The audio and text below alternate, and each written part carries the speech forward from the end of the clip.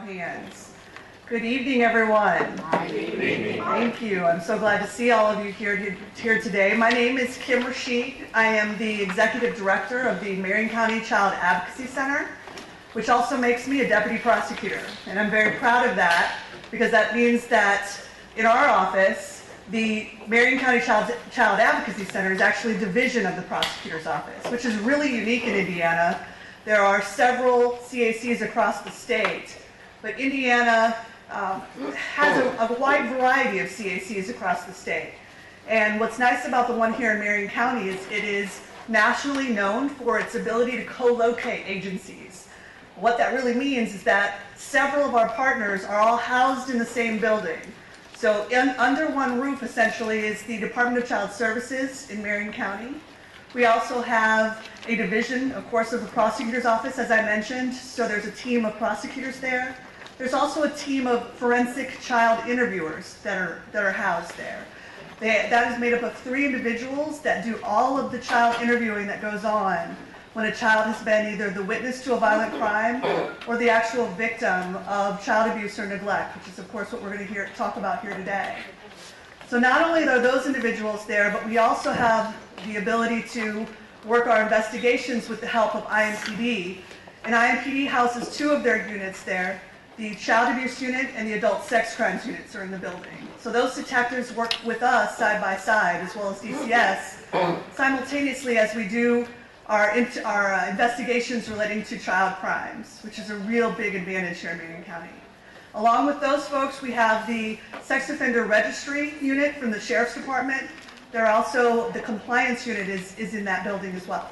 So as you can see, we are a great at an advantage, so to speak, of having all these units all under one roof working together. What I am proud to say is that the team of child interviewers that work in Marion County have interviewed over 11,000 children, which means that's a statistic that I'm not all that proud of at the same time, because approximately 1,500 children a year and their families visit our CAC because they've either been the witness to a violent crime or have actually been victimized with child abuse and neglect. So that's certainly not a statistic I'm entirely proud of. But I am very proud of the fact that these children are going to one place to be interviewed one time by one person. And they're being interviewed in a child-friendly, child-focused environment that's set up for the purpose of making them and their families feel as comfortable as they can during a very traumatic time in their lives. I'm also proud to say that they are interviewed in an environment where one person is talking to them while the team, the people that I mentioned that are housed in the building, are capable of seeing these interviews of these children in a closed circuit additional room that's set up as an observation room. So these children are not having to repeat their story over and over again. So that is something I'm very proud of, because I want the children that leave our center to feel less trauma from that experience than what they are, of course, experiencing in their lives at that moment. I'm not only honored to lead the team of professionals at the CAC, but I'm even more so honored here today to be here with this team of professionals who is going to talk about what we consider to be a very important topic in our community, and I want people to continue to keep talking about it. What I thought was interesting is that we called it an epidemic. Now, what does epidemic mean? It's something that's sometimes referred to as a disease, and it's widespread. Well, you know what? I consider neglect sometimes as that, something that we need a cure for. But the individuals that are here today, the experts that will be here, to first not only identify the problem, to talk about it, but to talk about the steps that we need to learn in order to try to keep it out of our community and prevent it for the future. So I would like to introduce to you the speakers that are here today. And this panel are going to not only educate us, but inform us and hopefully give us some lessons to take home to our community, groups and members, that we can help to educate others after we leave here today. Let me first introduce a friend of mine. Sandy Runkle has worked with me on several wonderful projects in our community relating to child abuse prevention. And she is the Programs Director at Prevent Child Abuse, Prevention and into Action for the Development of Sound Child and Family-Oriented Policies, Community-Based Prevention Activities, Public Awareness, and Educational Initiatives. Next, let me introduce Sean Bush. Sean is the Director of Student Services of Lawrence Township Schools. She is a former teacher and principal, and she has served as the District Equity Coach for Lawrence Township Schools and Coordinator of Curriculum and Instruction for the Head Start of Marion County and Hamilton counties. And last, but definitely not least, I would like to tell you about our third speaker, Dr. Brandy Oliver, who is an assistant professor at Butler University. She teaching in the Butler University's teaching in the Masters in School Counseling program, a former school counselor herself. And Dr. Oliver sees her role as a resource and support for professional school counselors, as well as an advocate and source of positive change for all students, parents, and educators. Thank you very much, everyone here, for being here, but also our speakers. And Sandy, you're first.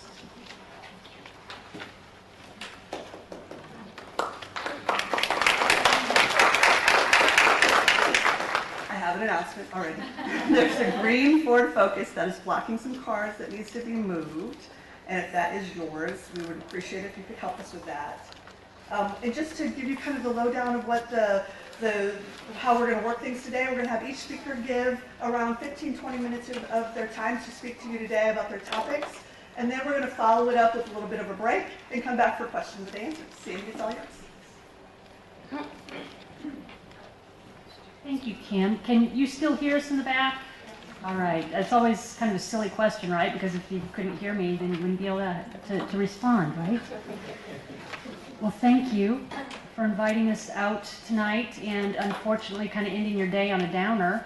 But as Kim said, hopefully, you know, we can provide you with information, but also some hope and some methods by which to, you know, prevent, you know, some of this from happening. So hopefully that, you know, can be taken away tonight too.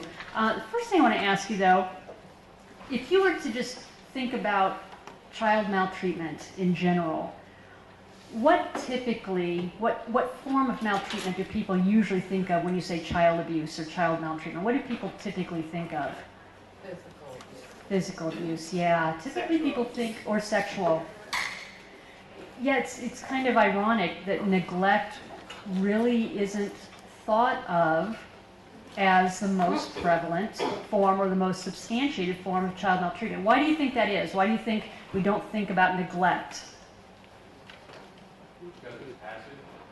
Yeah, it can be passive. I assume it's not really investigated. Well, they investigate, but I think if you were to pick up a news, I know nobody picks up a newspaper nowadays, but if you were to click on the news, what do you typically see, though, in the news that's reported? It's not generally that, so I think it also gives people the impression that, you know, physical abuse, sexual abuse are... It's not high profile. Exactly, it's not as high profile. Sometimes, but typically, you know, people think of physical or sexual abuse, so yeah. I'm not very good at these clickers, so I can guarantee I'm going to do this wrong. I knew it. See? There you go. So, in terms of the definition of neglect, and if you were to Google neglect or look at different states' definition, you could see something different, but typically it's pretty much the same thing. But for Indiana, it's the child's physical or mental health is seriously impaired or seriously endangered as a result of the inability, refusal, or neglect of the child's parent, guardian, or custodian to supply the child with necessary food, shelter, medical, education, supervision. So you can see that's really broad, isn't it? There's a lot that's under there. So you have the big umbrella of neglect, and then you have a lot that's identified underneath that. But looking at that, not as, you know, cut and dry even as that appears. So let's take supervision. Let me just throw out a question to you. See, I'm already making you think. So in Indiana, what is the age where a child can be left by themselves for maybe a couple hours after school, something like that. What's the age here in this state where a child can be left by themselves? 12. I thought it was 14. I'm hearing all sorts. How many of you say 12? How many of you say 8? I don't have a third hand. How many of you say 10? 14. You're 14. Guess what? There is no age. Oh, wow. Nope, no age. And we want to keep it that way because you may know some 12-year-olds that are very mature. Right. Very.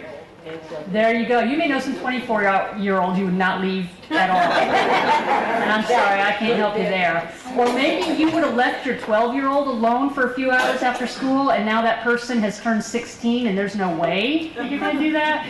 So again, it can vary, but that's the reason behind that. So really the rule of thumb is no child, regardless of their age, should be left in a situation they're ill-equipped to handle. So again, you could have some very mature 12-year-olds. You could have some 14-year-olds that developmentally, maybe 6, 7, 8 years old. So really, it's, and I know it's a tough thing for parents sometimes to think, okay, is my child old enough or not? And there's some very helpful resources out there.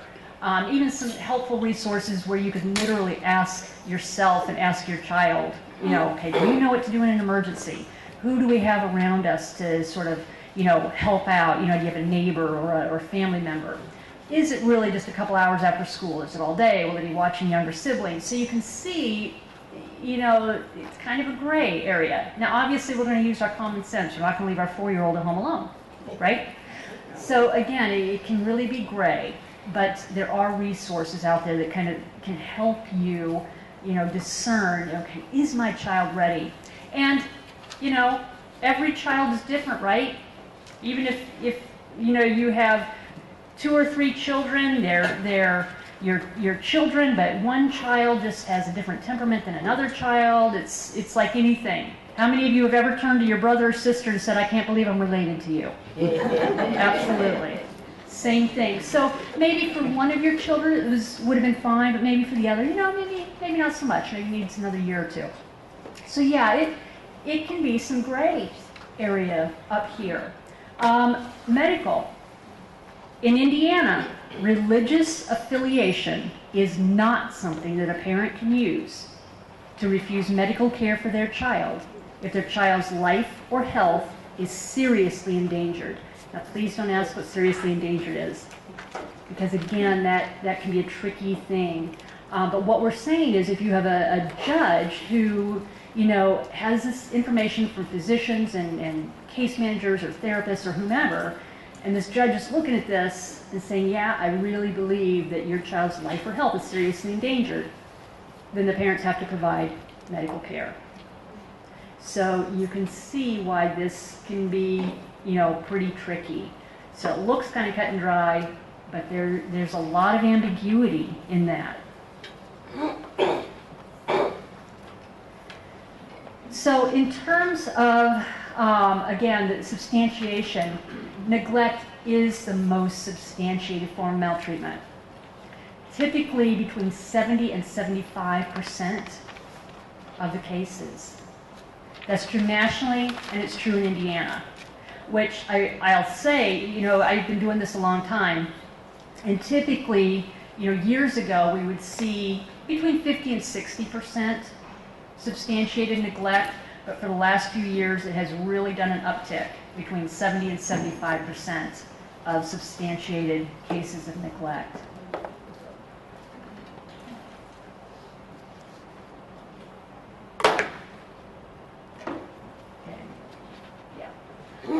So in terms of fatalities, and this came out the last fiscal year that they came out with their fatality review report, the Department of Child Services, you can see 49 deaths in Indiana that were attributed to maltreatment. And we're not saying all child deaths, we're saying those that were attributed somehow to maltreatment. So 49, 35 were categorized as neglect. Does that surprise anybody? Would you have thought, again, more often physical abuse? Yeah, but 35. And you can see why. the little ones, right? Over half were under the age of 1, and typically, even though it's over half that are under the age of 1, really most are under age 5, right? Why is that? Why do we lose our little ones more often to maltreatment than our older children? They're not as able to defend for themselves. Can't defend themselves, right? Big one. Can't communicate, right, as well. Plus, unless they go to school or childcare or preschool or play dates or whatever, they may not come into contact with another adult who's able to intercede. So again, kind of, this is a community thing, kind of paying attention, watching out for our family and our friends, offering that help and that support, especially if we sense people are sort of struggling because they may not come into contact with others. 23% domestic violence as a contributing factor. You know, there's still a myth out there, although I think we're getting a lot better about dispelling it, that domestic violence really doesn't impact children. That it doesn't impact them, and we know absolutely that's not true. 1, it can be deadly, and 2, it can hinder development because there's so much stress and anxiety, and we know that it can hinder brain development. And 43% substance abuse and use. We're seeing, again, pretty big uptick in that area around the substance abuse issue. Insufficient income was also listed, but we need to be careful about that. Unfortunately, there are millions of people that live in poverty in our country, right? Unfortunately. But it does not mean that they can't meet the needs of their children. So we have to be careful about just saying that as a risk factor. Typically, there are probably other risk factors along with that as well. So you may have somebody with insufficient income, maybe they're dealing with domestic violence, maybe they're dealing with a substance abuse issue. So it could be in conjunction with other risk factors. But again, just because someone has insufficient income or lives in poverty does not mean they cannot meet their children's needs, because they have family or they have friends, they have places of worship, the faith community, they may have places where they can go for clothing and food. And again, here as a community, that's kind of our responsibility to help people and reach out and make those referrals for those individuals.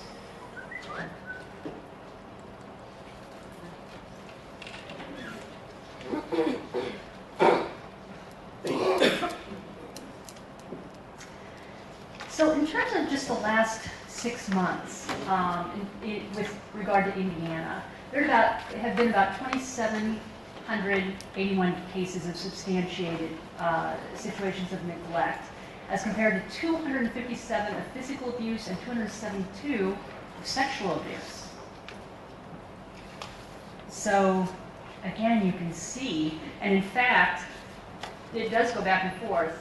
Even with I know we're talking about neglect, I always find it interesting, because we so often think of physical, but even situations where sexual abuse is more often substantiated than even physical abuse.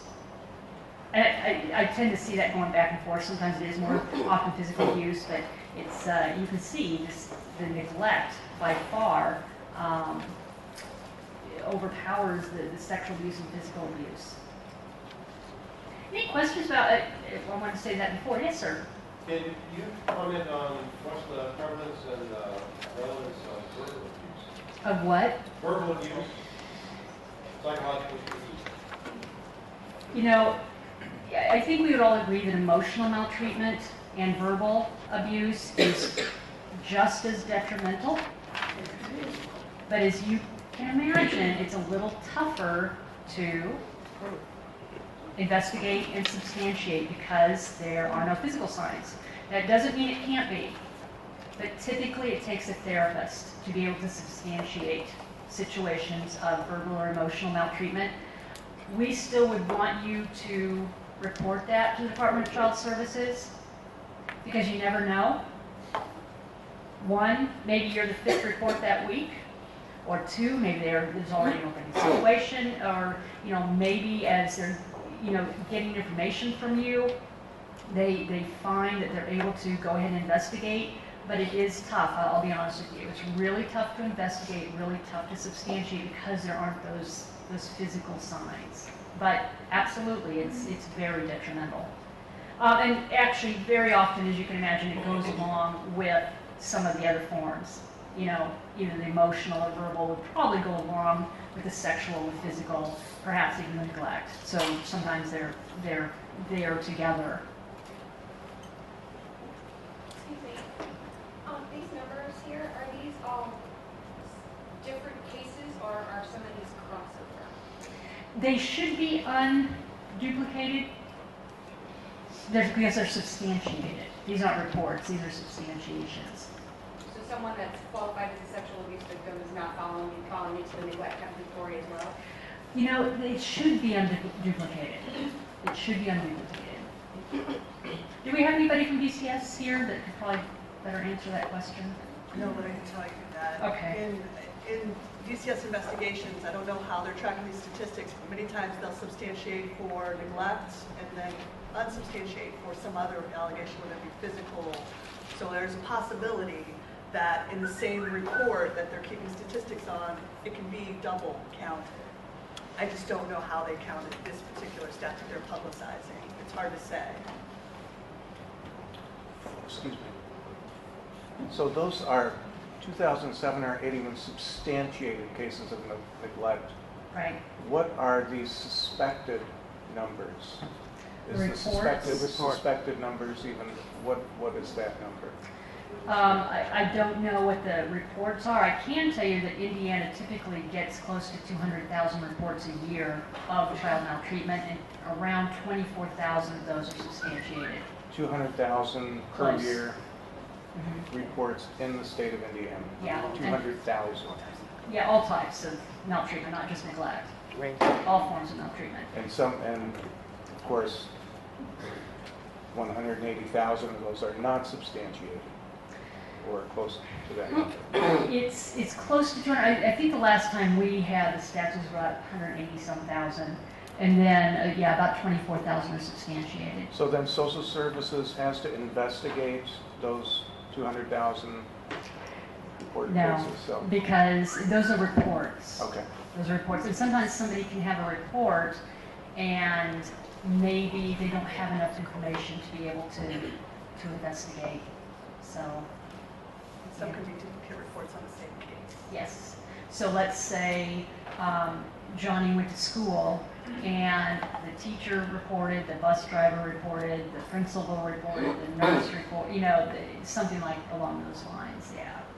So that's a pretty big number, but the numbers behind that are even larger. The reports, yes. The reports. Reports are. So that's a huge number. It is a huge number, but we have to be careful about statistics because I'll tell you, we were cleaning out our office, getting ready to move to another office, and I came across an old statewide report from 1978. And guess how many reports there were in Indiana in 1978? 2. Not quite that bad. It was about 1,800. Now, granted, there are a lot more variables, you know, in terms of population. But the thing is, we have to remember that the more people are educated, the more laws and policies that are passed, the more people get involved, then the more things we're going to see in terms of reports. So that's not necessarily a bad thing, because people are reporting and getting involved, and that's what we want. What are the steps that are taken to either clear somebody's name or suspend? That's a question for DCS. We're not affiliated with DCS. Oh. Yeah. Right here, please. Yeah. Right hand, I got my choir with me. All right. You mentioned earlier 70 to 75% increase. What's the correlation between that and the increase in the use of drugs? Especially Not with this increase, heroin. just substantiation. It's not a 70-75% increase. It's 70-75% that were substantiated neglect, typically. It's about, from when I've been doing this for about 15 years. Neglect is typically between 50 to 60%. So I've seen personally an increase in substantiations of neglect to about 20%. But yeah, I think there's no one here, including Kim, that would say that substance abuse has not been a huge culprit. It just probably has been.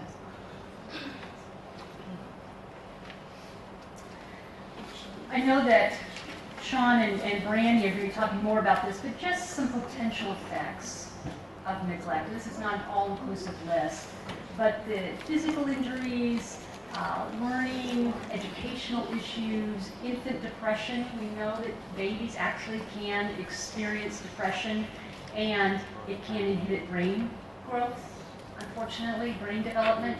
It's something we kind of always suspected, but medical science has now proven that. Developmental delays. So a lot of things that can occur with and around neglect issues. Could you leave that up for a moment? It's on your hand. Oh, it's on. Okay, thank you. You're welcome. So again, quickly, how can we help? Big question. It is a big question. It doesn't have to be a big solution.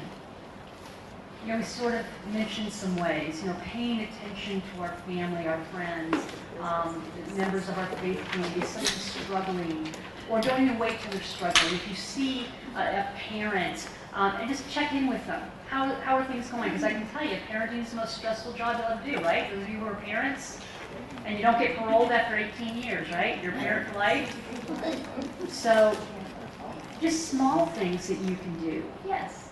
Well, it's just, you know, I'm 76 years old, so I'm a pain in the butt for everybody. And I go around the neighborhood and I check on the kids. I talk to the kids, I see what the kids are doing, whether they're home, whether there's parents home, and I'm nosy. And when I see the parents come home, I ask them why they left the kids alone. Nobody bothers me. I've been doing this for 76 years, lived on the same corner. Yep. And I am considered, if you're in trouble, you go to Miss Pat. And they know that. They also know that if Miss Pat's house gets in trouble, they're there.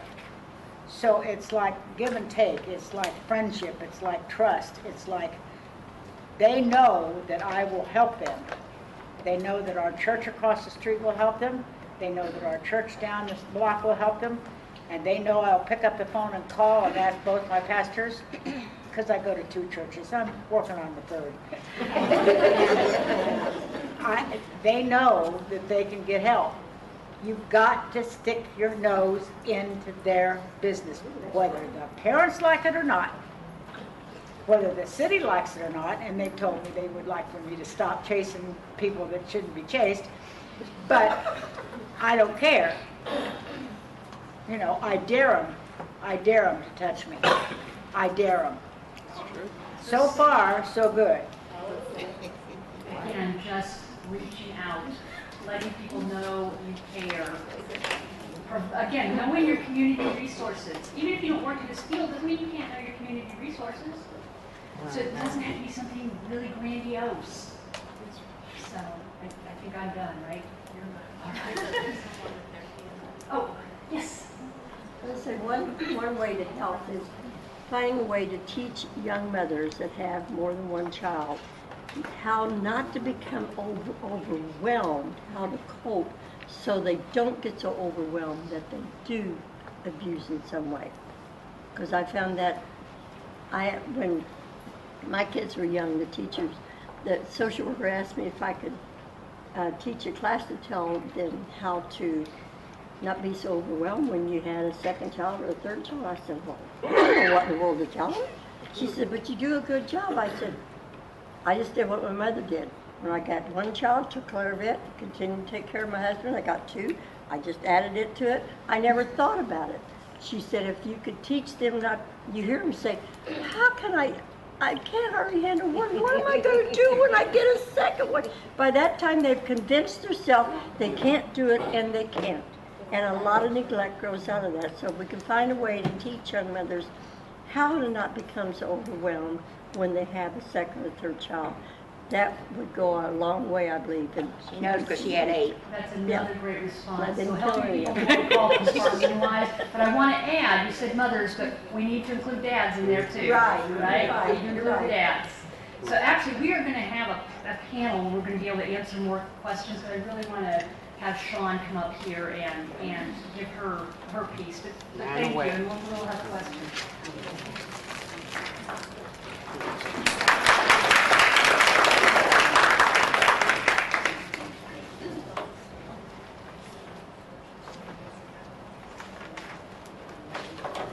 Good evening, everyone. Hi there. I am here just to talk to you a little bit about what we see on a day-to-day basis in the schools. Having been a teacher, a principal, and had several other roles along the way, prior to becoming the Director of Student Services, we see a lot. And I think that oftentimes people have no idea what goes on in the schools because our schools, I was thinking about this the other day, our schools really are a direct social and demographic reflection of the communities that they serve.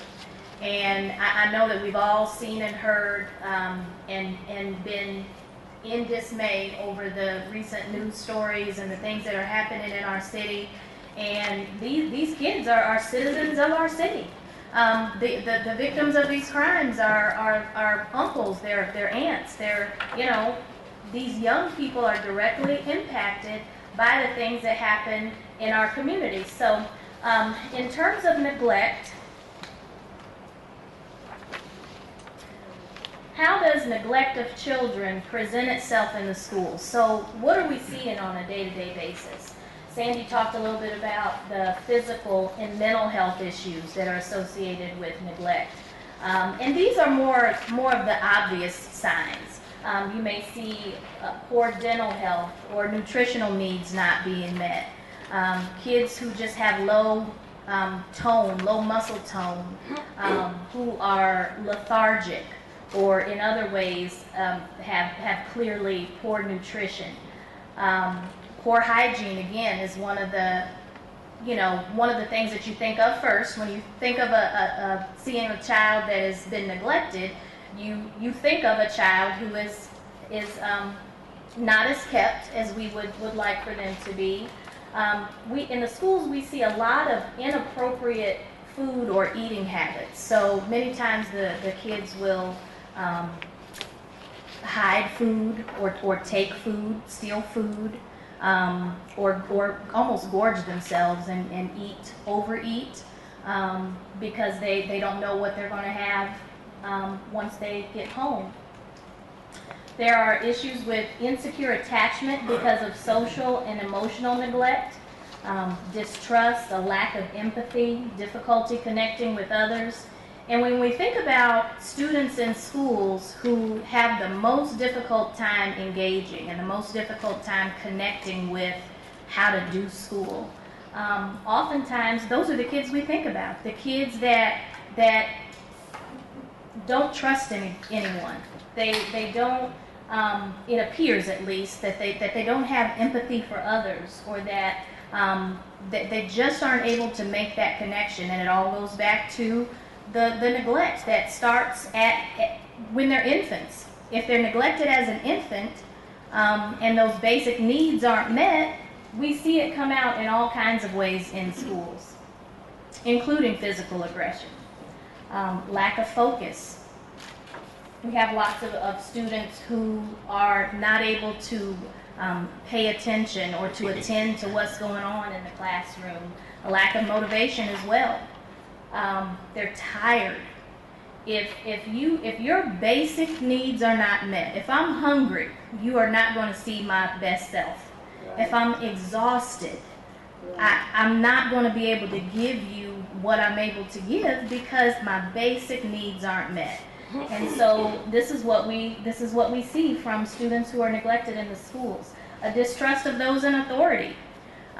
School is certainly a place where there are certain expectations of students, of adults, and of anyone who comes into the school. And if you're missing all of these things, It's really, really hard to accept the authority of someone else when you've been fending for yourself for years. And many of these kids, that's exactly what's happening. They are fending for themselves.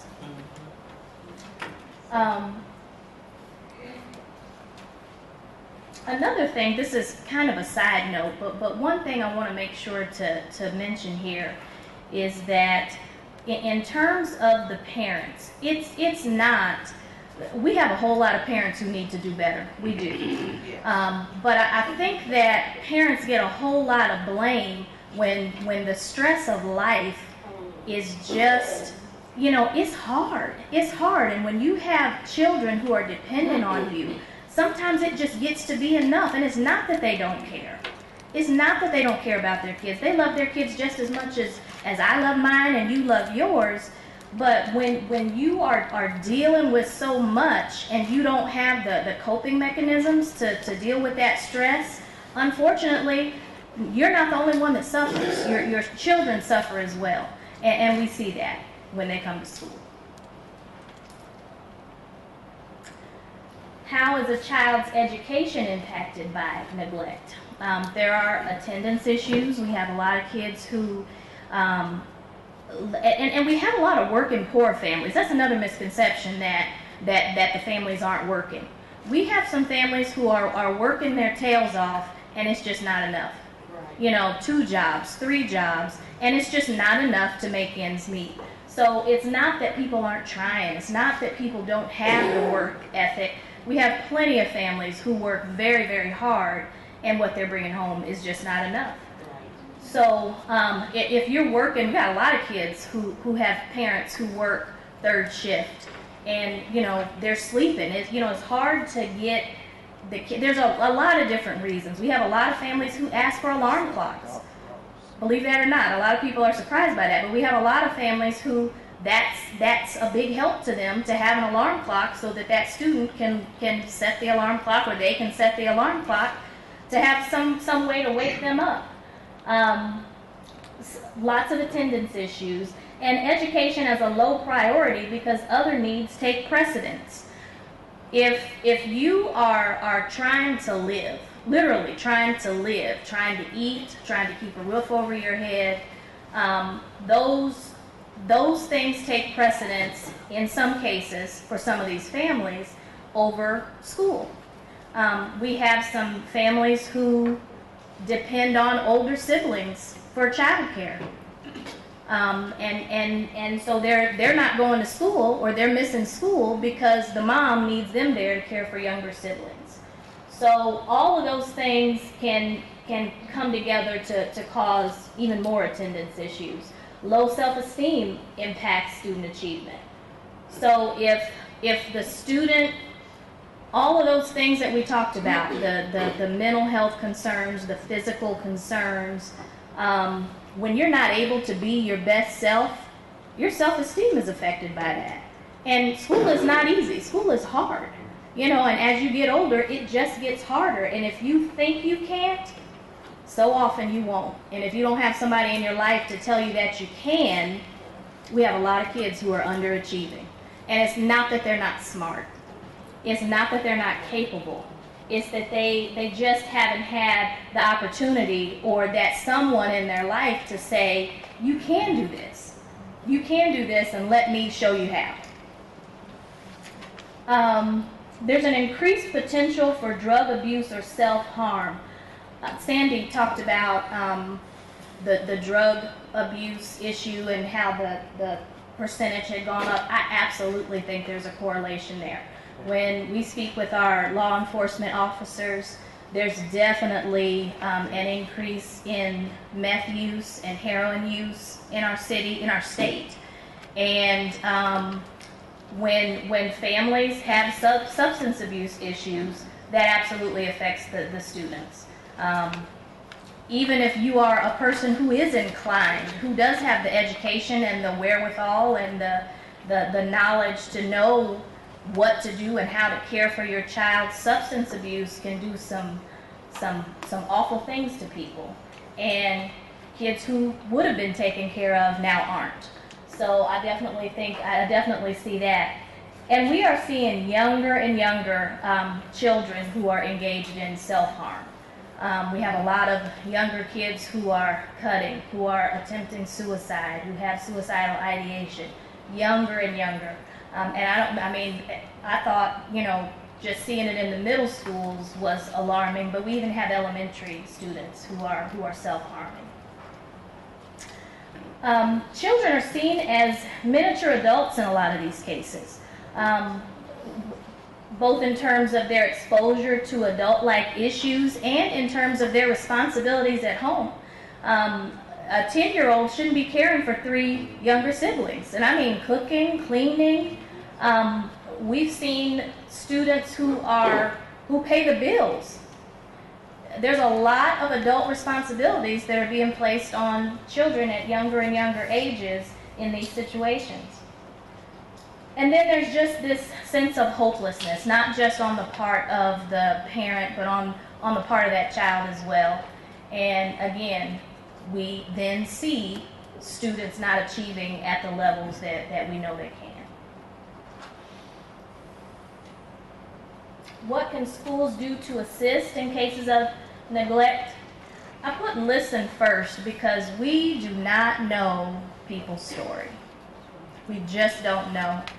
And we have a lot of families, and one thing that I find a lot of people don't want you in their business. I don't want them in my business. I don't want them to know what's going on in my house. So they may not disclose everything, but that is why it's so important that we build relationships with people. And we present ourselves in a way that shows them that we're on their team, that we're trying to help them, and that we want their child to achieve and succeed. So often when we are working to help the student to do and be better, we also have to work on that parent, because if the parent isn't on board or doesn't have the knowledge and the skill and the will to be able to move things forward, it makes it really hard for the child to do that on his or her own.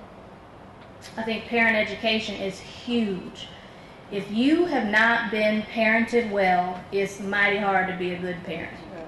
And we've got a lot of people who unfortunately have not been parented well. And people do what they can. They do I believe that. I believe people do the best they can. They do what they can, and unfortunately, sometimes it is not good enough. It's just not good enough. So I hear a lot of people say that, whether it's the schools or the juvenile justice system, there's a lot of finger pointing about, whose fault it is that the youth is so rambunctious, and, it's all of us. It's all of us, and it's going to take all of us to turn a corner and to help fix it. We have so many issues in our communities that melt over into every other aspect of our lives, especially our schools. Because that's where our kids are. Our kids are there. And I mentioned before the importance of building relationships, and that's with the classroom teachers and developing mentoring programs in the schools. That's one of the other things that we're really working on right now, especially is building up more mentoring programs in our schools, because everybody needs somebody. And if that somebody is not someone who's in your house, then you got to look outside of that. And you might be that somebody. That teacher might be that somebody. We don't know, but everybody needs somebody to help them along the way. And schools provide, for a lot of our kids, the school is the safest and most secure and most predictable environment that they have. And so what we can do is provide a safe and secure environment, build relationships with those students, and give them hope and a plan. Not just hope, but a plan. Not just you can do it, but this is how. This is how you can do it. So I think that's it. Good job.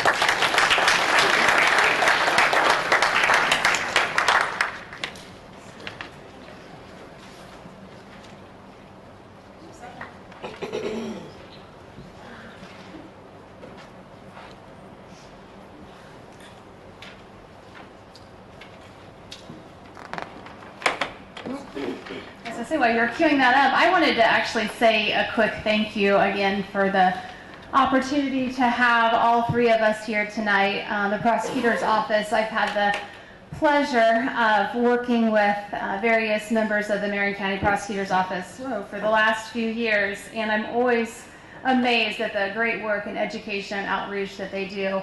So thank you again for having this evening and obviously the series of events that you've put together. So both of my colleagues have done an amazing job setting the stage. They've actually, you're going to see some repeat things, so that just means thank you for setting the stage and hopefully building those connections. So the last part is I'm going to be talking about, hopefully you can see how that ripple effect of the neglect on a child. These are the kind of the areas I'm going to be talking about, but as I said, both Sandy and Sean have really touched on a lot of these pieces thus far. The mental health of the family, involving community and neighbors, resiliency factors, which is really what Sean was just getting at about helping them build resilience and setting a goal and plans in place. And then something that I call emotional luggage, and some people call it baggage, but I feel like luggage has a little bit better of a I don't know, there's just something, connotation, and baggage just seems, ugh. And we all have that. We all walked in the door tonight with something that we're carrying, and so we'll talk a little bit about that. So when we think about the mental health of the family, Sean, I so appreciate when you said, yes, there's parents that need to do better, but we also have to really understand where these parents are coming from. I was a middle school counselor. That's where most of my experience comes from. And I remember working with a 7th grade young girl.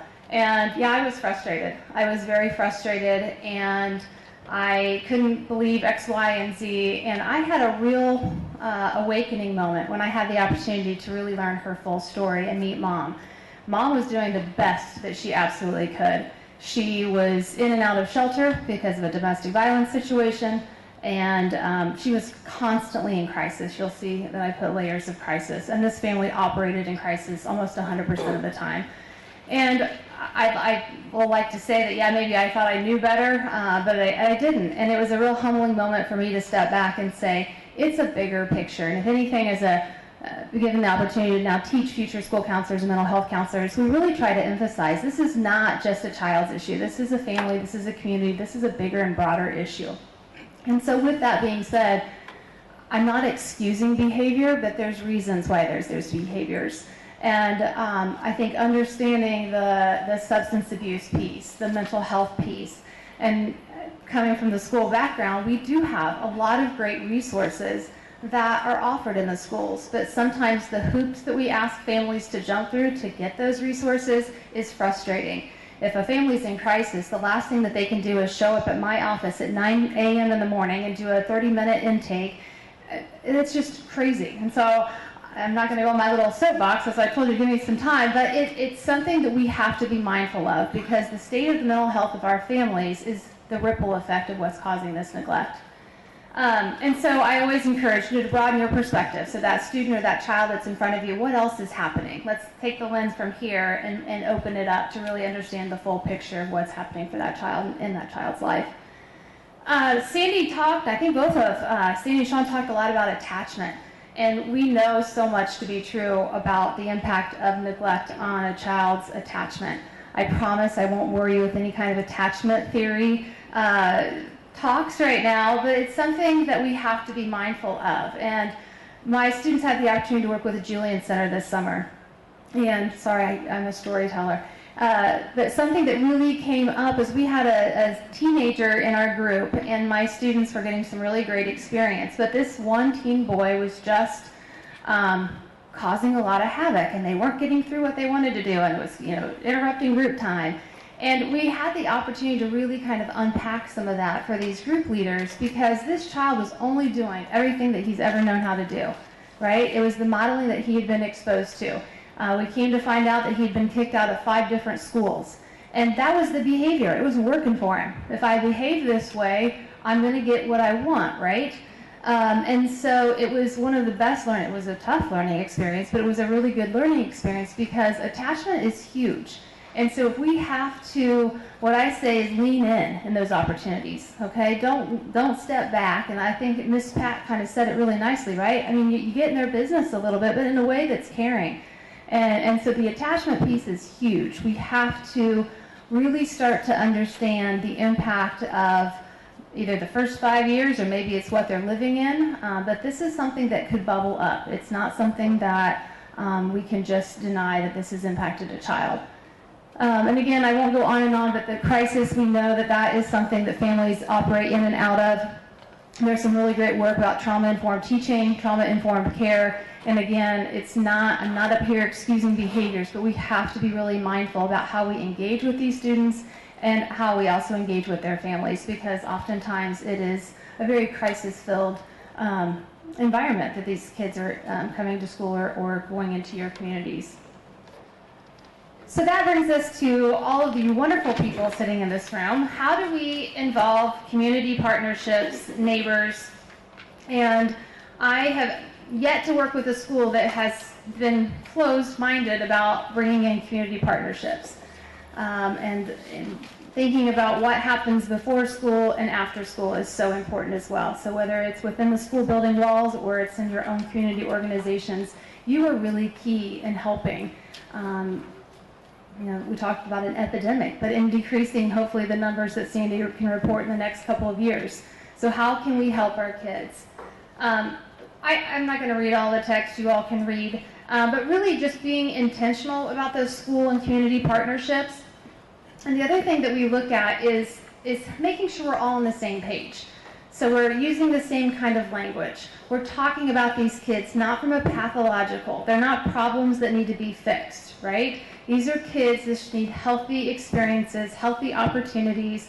That is what we're striving for. So when we think about community and school partnerships, those are the things that we're looking at. And then also, how do we do this mapping? I call it asset mapping, because schools have a lot of assets, community organizations have a lot of assets, and sometimes we're out there doing all these wonderful things, but we're working in silos. So how can we come together and bring and share our resources so we're getting a lot more reach, right? And so we're not working just alone, and we're getting a lot more students that are getting served and helped. Also, I wanted to point out real quickly the value of diversity and problem solving. If anything, that is something that I've watched, and I'm going to echo the prosecutor's office. I've had the pleasure of sitting on the truancy panel, and that is a diverse way to problem solve truancy. And I think we have to be open-minded, and they both shared, Sean and Cindy just talked about that, is what works for me and my family may not work for you and your family. And what you have access to in your community, I may not. I live in rural Indiana, so I might not have access to that. So we have to be, again, broaden our perspective, expand our lens, and think about what's going to work for this family, knowing the set of circumstances that they have, or that they're living in, and what kind of resources that they may or may not have access to. So, and I think that community partnerships and neighbors in the community are really vital in that. And I'd love to have you, a seat at the table when we're doing those problem-solving meetings. I think that sense of shared ownership, so it's not a school problem, it's not a community problem, it's everybody's problem, right? So they're part of our community, they're part of our society, so everybody has a shared responsibility.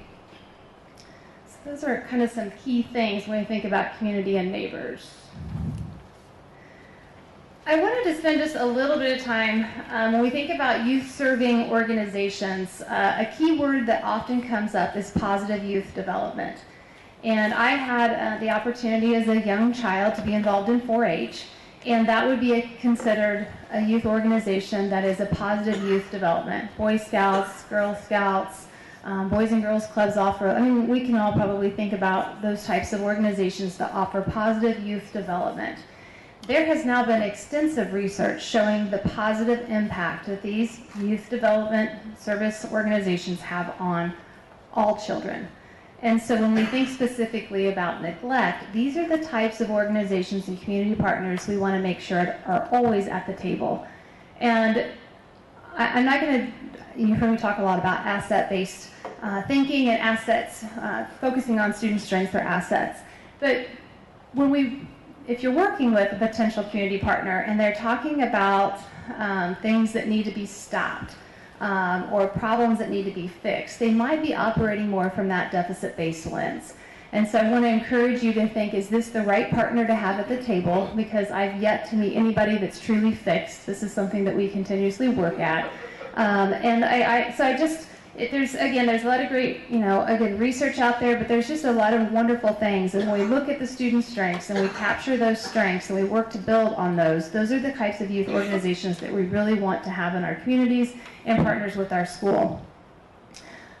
These are the promises that when also you're talking about community organizations. We want to make sure we have caring adults. And I think something on here that I wanted to talk to you quickly about is the ongoing relationship piece. I think mentoring is a wonderful thing. I've had the opportunity to work a little bit with the Dream Alive program. I think it's now in Tech High School and another junior high within IPS. It used to be in Shortridge, but they've moved it. And I wanted my students involved, and they were very protective. And they said, well, if you only want to come in once, we really require this ongoing commitment. And, I was like, oh, okay, and now I really see the power of their program because they have ongoing relationships with kids. These are the kids where people pop in and out of their lives all the time. They say they're going to show up, they don't show up, right? And so thinking about those organizations and community youth programs that have ongoing, deeply connected relationships are really key because these kids need you to show up, not just once, but time and time and time again. So that is a promise if you want to think about that within youth serving organizations. Obviously, we want to make sure they're safe places and healthy start and future, so not just safe, but also we're taking the whole child. So what is the emotional environment? Are people yelling and screaming? Because that's probably not a very conducive environment for kids that have had any kind of impact of trauma and or neglect. And also, I know Sean talked a lot about the eating piece. That's so huge. So we're also understanding what kind of snacks might be offered. And so, again, keeping the whole child in mind, the wellness of the child. Effective education. So we've touched briefly on attachment pieces. I know I heard Sean talk about aggression and emotional development, the empathy education. So youth serving organizations or you as a neighbor can help with this effective education piece. So it's more than the math and the writing, and you can help with tutoring as well, but it's giving them opportunities to see appropriate modeling of behavior, to help them learn how to, when I'm angry, what is the appropriate way to respond? We're not saying being angry is bad. I want kids to feel their feelings, right? That's important, but there's a better way to behave than X, Y, and Z, so try this. So this effective education piece is really life skills. And so providing them time and space to learn what we are expecting, which is so important, because oftentimes either they've had no modeling, adult modeling, or they've had inappropriate modeling. And as a kid, I think we all know that's what we do, right? We go to the place that's most comfortable. And so, again, you as a neighbor, you as community organizations, the schools do their best, but really providing time and space about education beyond math and reading and writing and the core elements, but really that life education piece. And then I am a huge advocate of getting these kids connected. So how do they give back, right? Opportunities to help others. So that service learning piece. So how now can they go back and contribute to others and feeling a connection to their own community? So now what are they doing?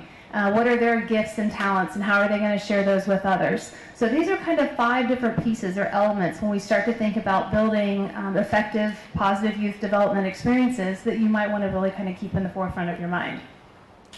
With that, I didn't feel like I had to at least talk quickly about the 40 developmental assets. And this is something that's been around for years and years. The Search Institute has designed these 40 developmental assets, and you'll see on the left-hand side of the screen it says external assets and then internal assets. And what they have deemed is that we all need at least 31 of these developmental assets to be healthy and functioning and successful people in our societies. Unfortunately, the last research study, I think only 11% of students in grades 9 through 12 had at least 31 developmental assets. So we know we've got a lot of work to do. What I found interesting, I picked this chart specifically because if you look at the left, the external, so that's saying that's what parents or families, schools, community organizations, faith-based organizations, somebody outside, right, is helping nurture these assets in kids. But if you look at the internal assets, I'm not sure that any child can develop these without some sort of external influence. And I think I have 4 kids of my own, and I look at that and I think, okay, so a self-worth, they're measuring that based on somebody else. Somebody else has given them the opportunity to know that they can do better. They know that they aren't fixed in a certain intelligence. They have the opportunity to grow and learn, right? So there's got to be some level of external influence, even with the internal assets that the Search Development or Search Institute speaks of. So again, when I kind of wanted to link this with the positive youth development. So as you again think about types of organizations and programming, kind of check in and see, okay, well, how are we doing the work that we do to help increase these assets that we want to see in our kids, in our societies, and our communities. So when we think about resiliency, I like quotes and pictures too. In this world, some people will always throw stones in your path. It depends on you, what you want to make from them, either a wall or a bridge. I have had, again, Butler has a lot of wonderful experiences, and I try to take advantage of when they come my way. So I'm in my 2nd year of teaching a group of high school seniors from Shortridge. They're called the Early College Program Kids. And last year, one of their favorite activities and lessons was on resiliency. And you all probably seen the rubber band where, okay, you pull it and it shapes back, right? Well, we kind of went on a little bit more with the resiliency discussion. And they all had some pretty interesting stories to share. And somebody said, it's more than just bouncing back, though. It's trying to figure out how not to get back there. And I thought, okay, out of the mouth of a 17-year-old kid, that was great. So we had a really good discussion about it is important to be able to come back, but then also to think about how did I get there, what happened, can I prevent that from happening again, how am I going to know my strengths? And so we had this really wonderful discussion about, life is going to throw you some stuff, and how do you get around that? And of course, these kids they were college bound and heading out to be college freshmen. And so we had a lot of discussions about what resiliency is going to have to look like come their freshman year in college when maybe home's pretty far away. So I'm going to speak just real quickly on resilience. Again, I feel like this is just touching on the outer layer of the importance of resiliency with any children, but especially those coming from neglected environments. So the ability to cope and even thrive following a negative experience is often referred to as resilience. You'll see that I underline the word not. This is not an inherent trait, but it's something that's a mixture of both risks and protective factors.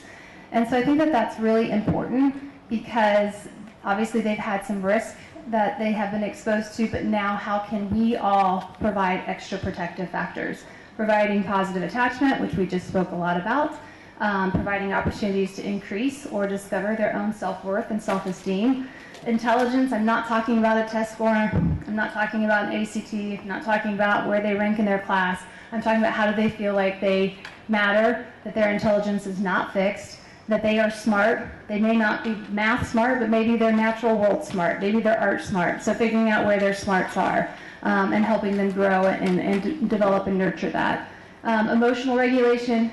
Humor, I think that goes a long way, right? We all like to be able to have a little bit of sense of humor and laugh at ourselves. And then obviously we're striving for independence, that they can make the next steps in life and be productive citizens. Empowering, I feel like, builds resiliency. And I'm not, I'm very empathetic and to anyone that's had a lot of work and trauma and neglect in their life. I do counseling on the side, and trust me, I've had my own layers of stuff in my life, but I think one thing that we have to learn from is moving from the victim lens to more of an empowered lens. And I have an intern that's working with a young lady, and she just called me last week, and this young lady's had a pretty rough go of it. Mom's currently in prison. Grandma lives in northern Indiana and is an alcoholic. It's not a very safe home environment. Young lady had the option to come live with aunt and uncle, and now she's making some pretty poor choices. She's not coming to school on time. She's leaving school, and but she kind of goes back and sits in my student's office and says things like yes, but, and she's really kind of playing a victim's lens. And do I understand? I mean, again, I've never walked her shoes, so I'm not going to sit up here and pretend like I have any idea what that child has gone through or what she's witnessed.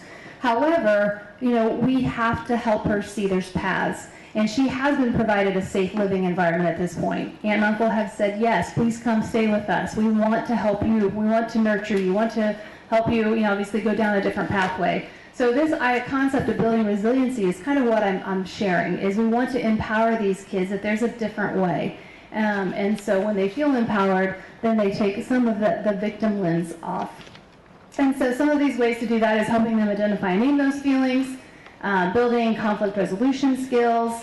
What are their fight and flight triggers? And as an educator, if I know that one of their fight or flight triggers is yelling or screaming, I'm probably not going to place them in a classroom that maybe the teacher raises his or her voice a lot, right? Or I'm going to make sure that teacher knows that this is a trigger. So again, you have to take time to build rapport and relationships to know what's going on. Some other things, helping them, again, know their triggers. And then art and journaling are excellent ways for them to be able to start to express some of the things that may have impacted their journey in life to this point. All right, so I'm almost finished. Well, I picked a couple of pictures because I said I think we all carry our own stuff, right? But I don't have a bag sitting beside me right now that tells you what my own emotional luggage is. And I'm kind of glad I don't have to carry around my own bags because that might be really devastating to me at certain times. However, this is what's going on with our kids. They're coming in with something, right? It could be, shame. It could be guilt. It could be a whole lot of things. And we have to be mindful of what's in their suitcase. What are they bringing in the door? What are they coming into our community organization, into our schoolroom, into our whatever, name it. And how do we help them unpack it, process it, and ultimately live with what is in their suitcase. And when we do that, we're really creating these supporting and affirming relationships. Again, you're showing up, you're doing the hard work, you're not turning a blind eye to what's happening in the student's life. You're able to recognize both the verbal and nonverbal cues, which I think are such an important piece when we work with these students. And I'm not going to go on a whole lot, but I've done a lot of work on growth mindset, and it's Carol Dweck's work, and it talks about process praise versus just praise. And as a parent, I'm guilty of it. Oh, that's a good job. What is it, a good job? I'm really proud of you that you studied 2 hours before you took that test. That's much more meaningful than good job. And so if we can start thinking about what is it when we see these kids are doing certain things, how do we give them that process praise rather than a fixed, oh, good job, way to go. So giving them a little bit more language around that. We also need to make sure that they take responsibility, right? In a way that helps them learn about the behavior. And I put on here restorative practice, and a lot of schools are starting to adopt this foundational framework of how they approach discipline and behavior. And again, we talked about appropriate modeling. How can we expect a child to come into the school with, schools have a lot of rules, and behave in a certain way if they've never had the opportunity to learn the appropriate way to behave? So of course there needs to be consequences, but they need to match with what that child's misbehavior, what maybe they ended up in the teacher's office or the principal's office or whatever it may be. So we need to give them opportunities to learn about the behavior and then repair that harm that maybe has just happened between peers or teachers. And we also, just real quickly, I'm going to talk about one more thing, and I think my time's probably up, is providing opportunities for students to encourage in extracurricular activities, which goes back to that positive youth development. We have to give them other opportunities to go outside of their own home life, of the own school, and really start to build connections with others, because that is the best way that we can really build students with the grit that it takes to actually walk, I think, the streets that we all have. It takes a lot of grit and perseverance anymore, and resiliency. So anyway, I hope that was a little bit helpful. I have one little quote. I've got to end with a quote. Margaret Mead is somebody that I like a lot of her quotes, but never doubt that a small group of thoughtful, committed citizens, which I think we have in this room, can change the world. Indeed, it is the only thing that ever has. So you just have to ask yourself, what will you do?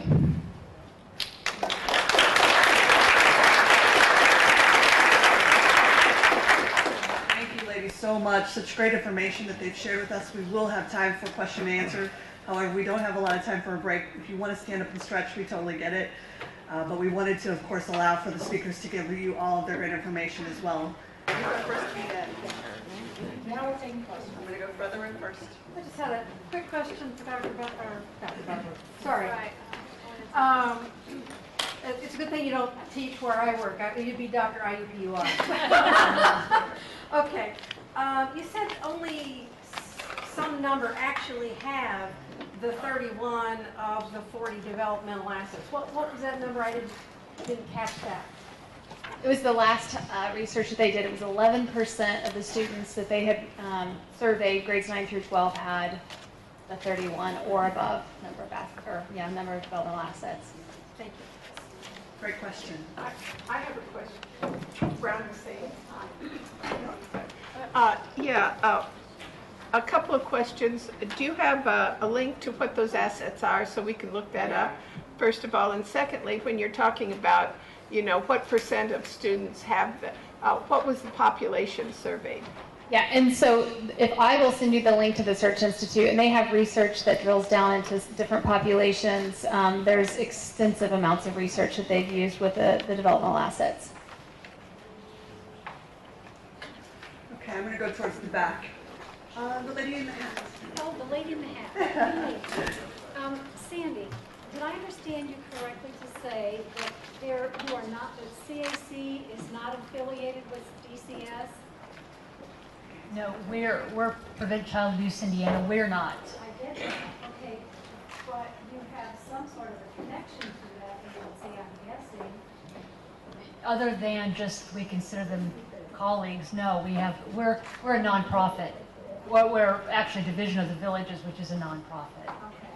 And could I ask another question, then I'll keep my hand down? Sure. Sean, do you know the schools still have resource officers separate from security?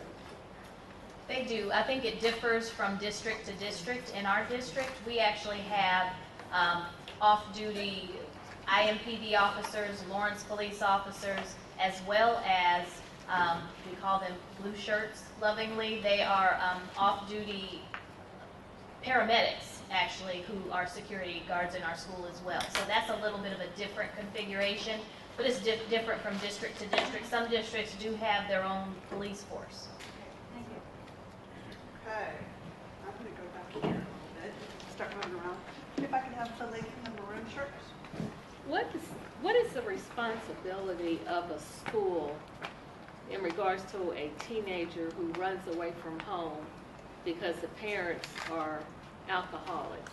Because what I've seen that happened to someone recently, and they just forced the child to go back home, but they waited 5 days for the child. The child had ran away, and then decided, well, I'm going to call the police and have you arrested, and the school says, oh, just go back home. Why would you send that child back to that same environment? Because they're idiots. I don't have all of the information with that particular situation. It sounds to me like that would be a situation where if it were me, I would call DCS because it sounds like that child is endangered in the home. But if there's police involvement, a lot of times we have multiple agencies that are working on the same thing but may not necessarily be in communication. So without having further information, that's what I would say. It sounds like a DCS report to me.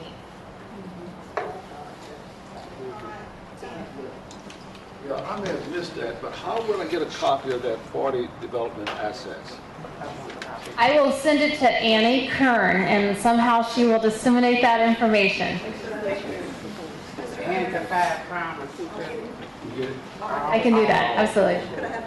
Yeah, it seems to me that parents are being compartmentalized from the school system. How can that gap be bridged where parents are included more so than just kind of put on the outside? Oh, we have our rules, we have our regulations, we have to do it this way, and the parents are outside of it. Again, I think that is a situational thing, but for me, on that last slide that I put up there, I put listen for a reason, because I really think it's important that we listen to families and hear what they have to say. most school districts that I'm familiar with will say that they want parent input, that they say that they want family engagement, and I believe that they do. I just think that there has to be more conversation around what that looks like and what parent involvement looks like now. It's different now than it was 20 or 30 years ago. And just because a parent can't show up and help make copies or run small groups doesn't mean that they don't want to be actively involved in their child's education. So I just think we have to look at that differently and really spend some time listening. That's one of the things that I hear the most is thank you for listening.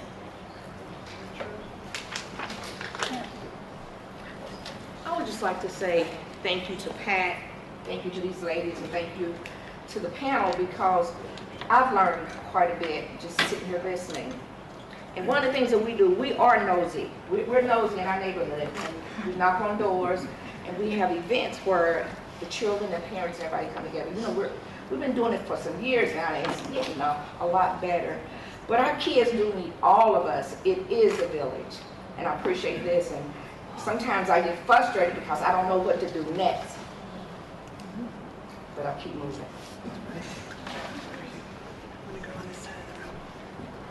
Hi, Clyde Gall with the Community Alliance of the Far East Side. Schools are evaluated based on high-stakes standardized test scores. That puts schools in a very tough situation. Puts teachers and administrators in a tough situation. Schools are evaluated based on the test scores of homogeneous cohorts of children. We use a psychology of learning in schools today based on Pavlovian behaviorism. So the idea that we can take children who are neglected or suffer mental illness and say, as a teacher, we can develop relationships with them when we're running children through a system that is interested more in behaviorist learning capacities to submit to behaviorist control experiences. You know, being a child who can answer selected response questions quickly and efficiently, you know, that is as far removed from a humanistic experience, which neglected children need, that I can think of. And so to say that schools are benign in the school-to-prison pipeline, which if you look at United States prison population statistics, they're appalling. The world average for prison inmates is 100 to every 100,000. In America, it's 500 to 100,000. And for black males, it's over 3,400 to every 100,000. So we're seeing disengagement in the classroom. So my question is, are schools benign in this process of, do schools share a culpability in the explosion that we have in school to prison pipeline, the complexities, the outcomes of having this mass of neglected children in the United States? I would say that in so much as it does take a village, and I've said before that it takes all of us. You can ask that question of 20 different people and get 20 different answers. From my perspective, I do think that all of these agencies that touch our children have some role to play in what is commonly now referred to as the school-to-prison pipeline. A lot of people don't like that terminology. They don't like that comparison because they see it as the schools being blamed for all of the ills of society. I don't really see it that way, and that's just me personally.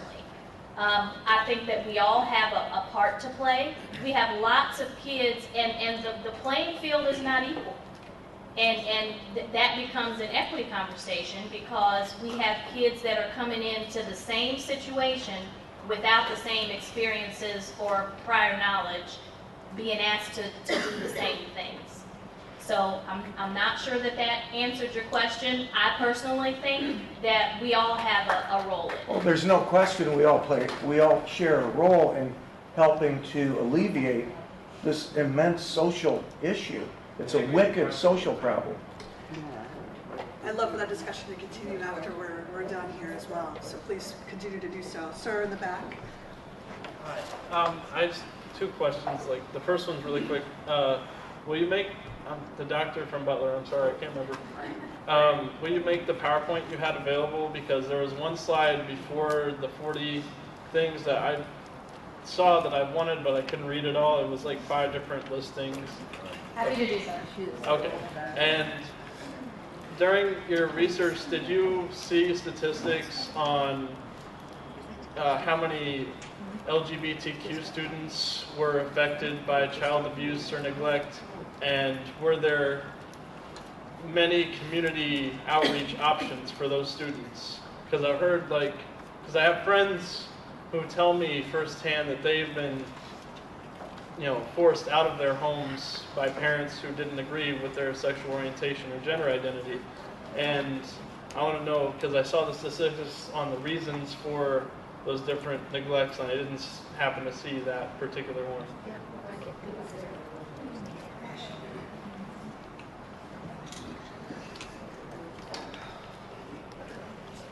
For older children, it can be a risk for being kicked out of the home.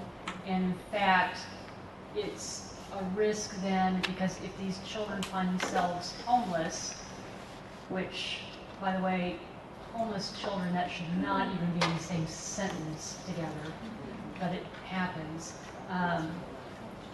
They are more at risk than to be perhaps sexually exploited.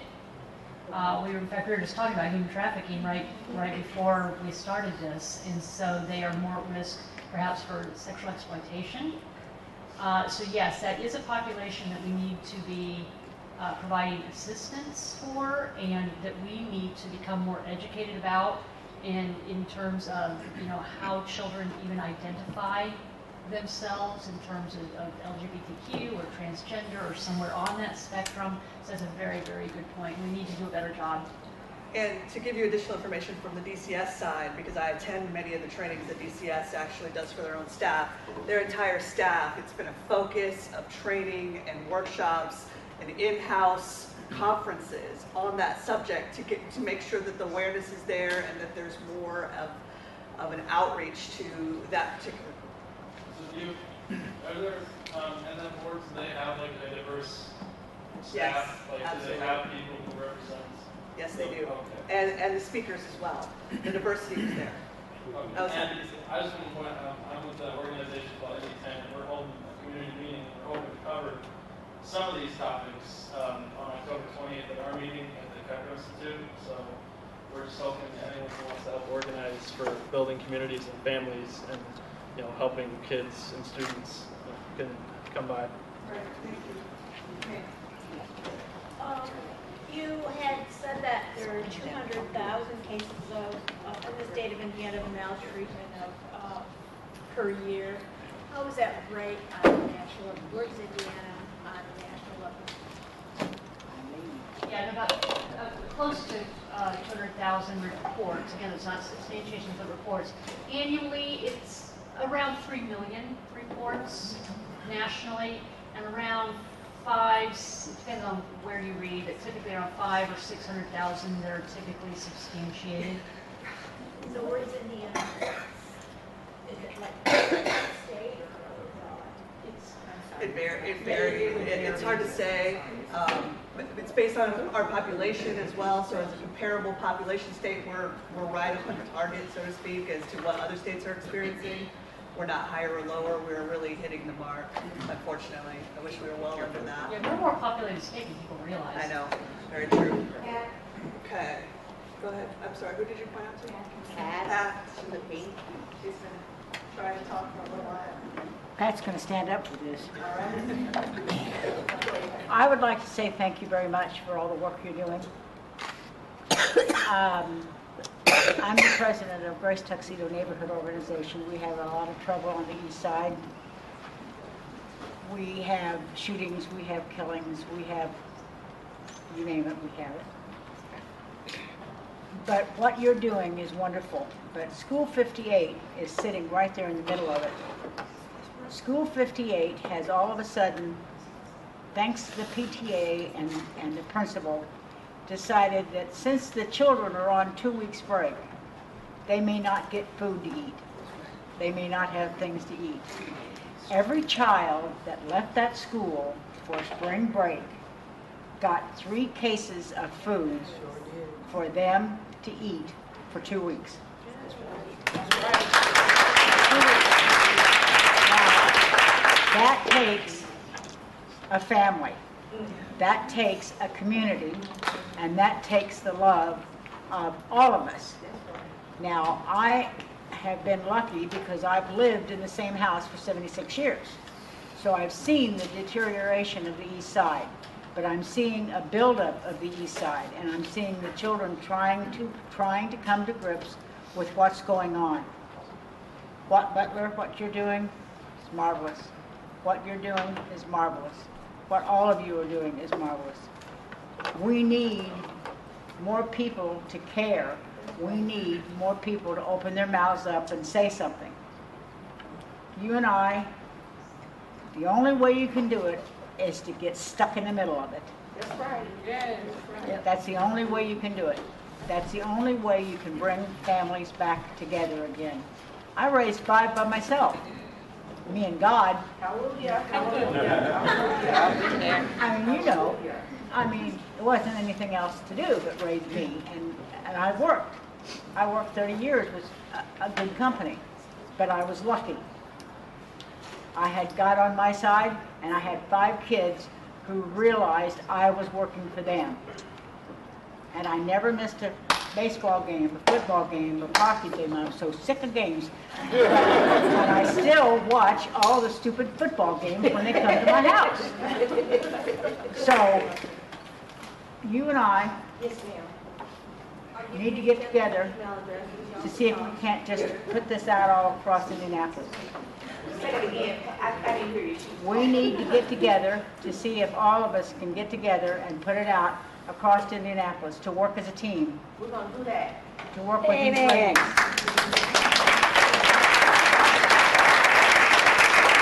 There are so many more questions in the room. We're going to take one more, and then I know our speakers are going to stay around if we can and answer more of your questions individually. So I promise this lady right here that she's... I would just like to share that a lot of us, we overlook the fact that a lot of the parents of these children are dropouts.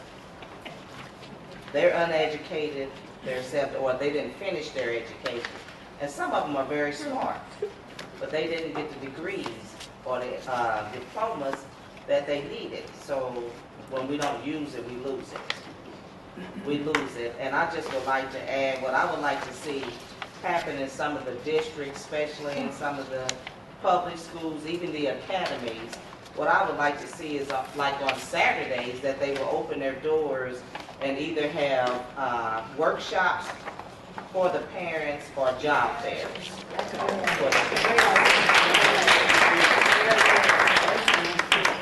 Thank you, everyone, for all of your attention to this incredible topic that we all need every day to learn more about, and to hopefully walk away from today with a mission for each and every one of you to do more, because that's the way we can solve some of our problems in our community. Thank you so much.